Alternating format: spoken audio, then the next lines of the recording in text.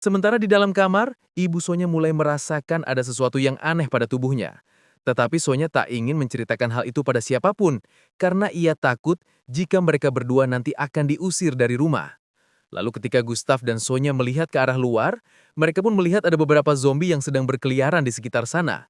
Dan di saat yang bersamaan, tiba-tiba Anna datang tepat di hadapan mereka. Sehingga mereka pun membiarkannya masuk karena sepertinya Anna masih belum terinfeksi oleh wabah virus zombie. Ana pun menceritakan bahwa saat ia mencoba pergi keluar dari kota, ternyata seluruh jalannya sudah diblokir menggunakan beton yang cukup tinggi.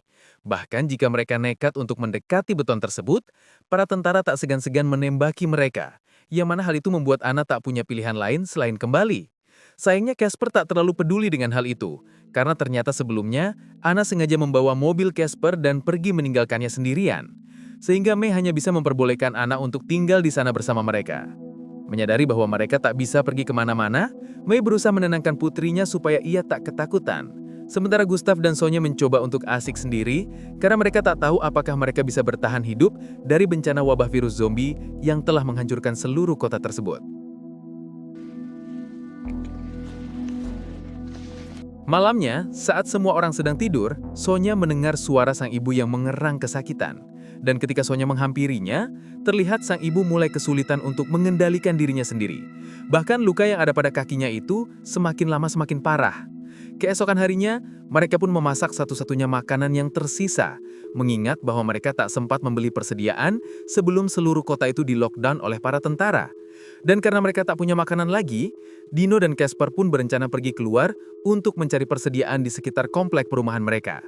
Sebelum pergi, Dino sempat berpamitan dengan sang istri karena ia tak tahu apakah ia masih bisa pulang ke rumah lagi atau tidak. Dan setelah semuanya siap, tanpa berlama-lama, Casper yang memiliki senjata itu pun pergi mencari persediaan bersama Dino yang hanya bermodalkan linggis saja. Awalnya, mereka sempat kebingungan mengapa zombie itu tiba-tiba saja menghilang. Padahal sebelumnya ada banyak sekali zombie yang berkeliaran di sekitar rumah mereka. Bahkan saat mereka tiba di salah satu gedung, entah mengapa tak ada siapapun di sana. Seperti semua orang mendadak lenyap begitu saja. Mereka berdua kemudian melanjutkan perjalanan hingga mereka tiba di sebuah jalan tol, di mana di sana terdapat banyak sekali mobil yang sudah ditinggalkan oleh pemiliknya. Dan ketika Casper melihat ada seseorang yang tertembak tepat di kepalanya, Dino pun akhirnya sadar bahwa tempat ini merupakan beton perbatasan yang dikatakan oleh Anna sebelumnya.